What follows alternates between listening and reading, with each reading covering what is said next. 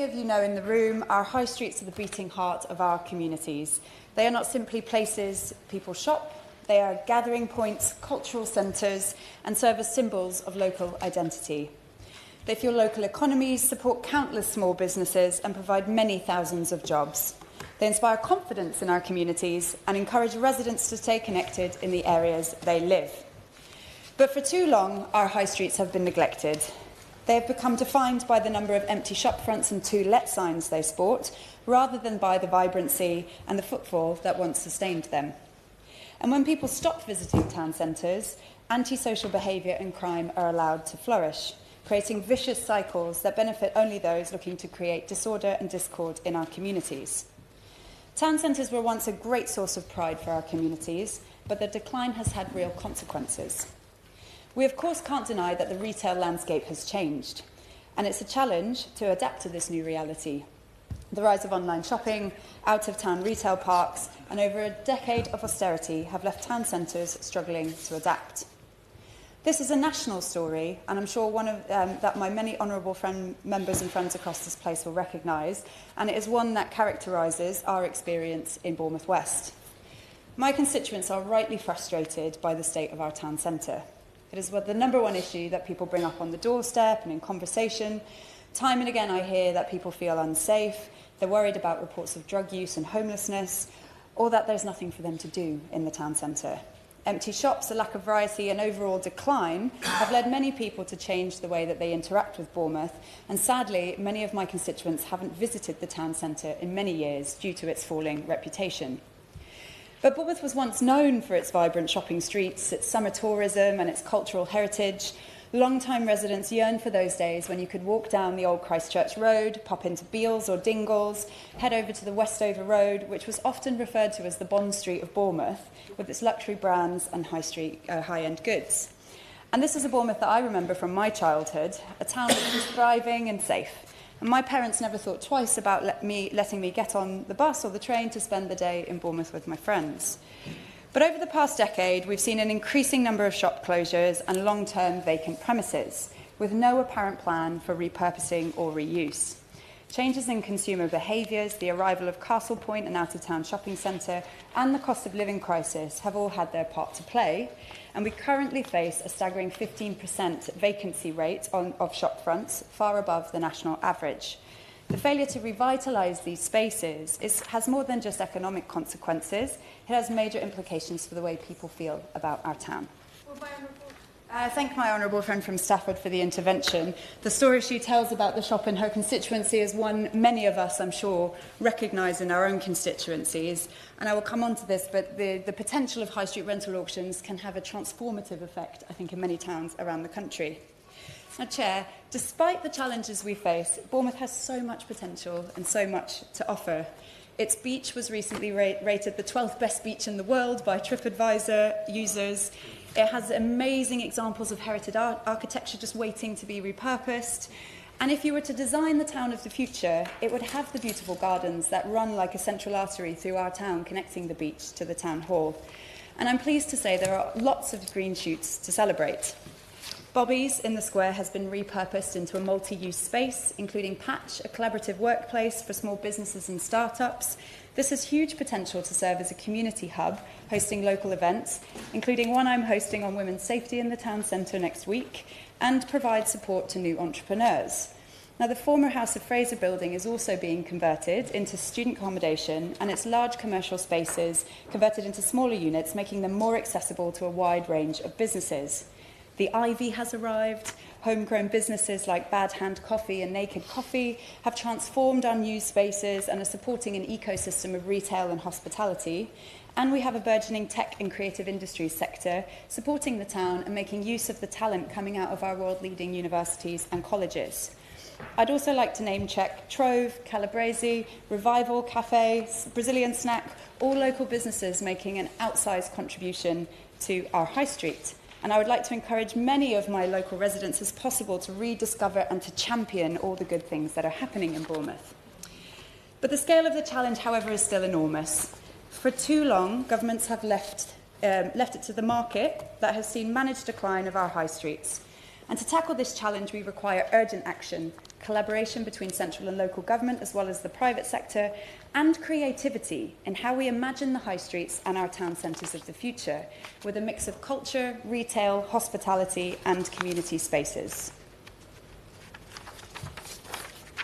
And this is why I welcome government action to bring in the high street rental auctions.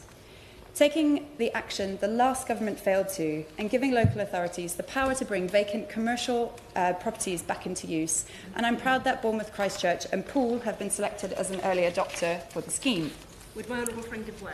Yes, of course. I thank my honourable friend for the intervention. And yes, these auctions are a promising step forward and could be transformational for many towns across the country. And I will come on to the local authority points in a moment. Now, these auctions require landlords to lease properties within a certain time frame, preventing them from leaving spaces empty for years on end. The time restrictions of 365 days in the 24-month period will help tackle the persistent problem of vacant properties, which is a huge opportunity for communities like mine in Bournemouth West.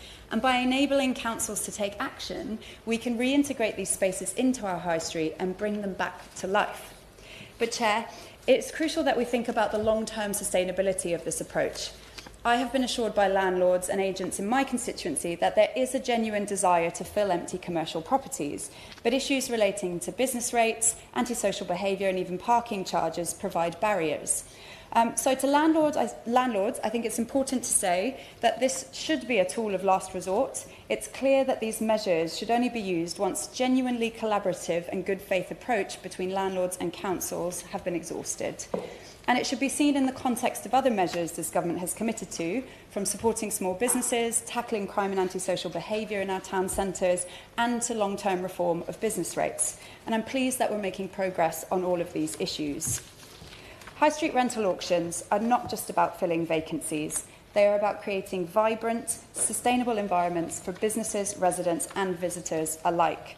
So can the Minister provide assurances that high street rental auctions will not see our high streets filled with more vape shops and American candy shops, which can often be fronts for other criminal activity and money laundering? And additionally, we need to ensure that our local authorities have the resources and capacity to manage these changes. Will my honourable friend give way on? Yes, of course. Well, I thank my honourable friend and neighbour from Poole for the intervention. I certainly hope that our local authority will take an ambitious approach, and I'm working very closely with them to help them identify areas within Bournemouth Town Centre. I know that BCP Council has also expressed concern about the cost of having to implement such measures and the potential for expensive legal challenges they may face as a result. So I'd be grateful if the Minister could outline in her response how we can mitigate some of these issues and how the £1.5 million that has been set aside is intended to be used for. I want to end by underlining that this is a moment for action. The powers granted to local councils are a great step forward, but we need to ensure that these changes are not simply superficial. We must think about how we can make our high streets and the commercial offering work for everyone, for businesses, for our communities and for the economy as a whole. Revitalising our high streets is an issue I will continue to champion in this Parliament, and by working together we can ensure that our high streets become the thriving, vibrant centres that they were always meant to be. It's fantastic to see my friends from Bassetlaw and Mansfield, and I think Darlington was meant to be here as well, who are also early adopters of the scheme, and I look forward to hearing from their contributions and continuing this important conversation. I'd also encourage other members who are in attendance today to speak to their own local authorities and push them to join this initiative. It is a real opportunity for us to break those vicious cycles that I mentioned at the beginning of this speech and turn them into virtuous circles where we fill our shops, we increase footfall, we reduce antisocial behaviour and we build the pride in our town centres and high streets again across the country. Thank you, Chair. This is an important moment for our high streets and our local communities, and I've been truly blown away by the stories I've heard. It's been a real tour de force of our great towns, and the stories I've heard have been so passionate, both from a nostalgic and memory point of view of the towns as they once were, but also a passion for the future and what our towns can be. I share a lot of the pain that members have expressed about our towns, but I know that there is potential in this and the other measures this government is bringing in to think about how we can make these town centres work again and how we can support and promote our local businesses and community spaces. So thank you everybody for taking part. I also want to thank the Minister for for addressing the questions and as well as outlining the wider context for the situation that we're in at the moment and the wider range of reforms this government's bringing in to support our small businesses through community right to buy, through policing reforms, through direct support to small businesses. It all adds up and it all makes a difference. And thank you again for the offer to continuing to work with local authorities to make this scheme work. So many of us are eager to see it implemented, and I know that many of us will be eager for our residents to see the real transformation that a Labour government can make to our town centres. The question is that this House has considered government policy on high street rental auctions. As many of that opinion say aye. Aye. To the contrary, no. I think the ayes have it. The ayes have it. Order. Order.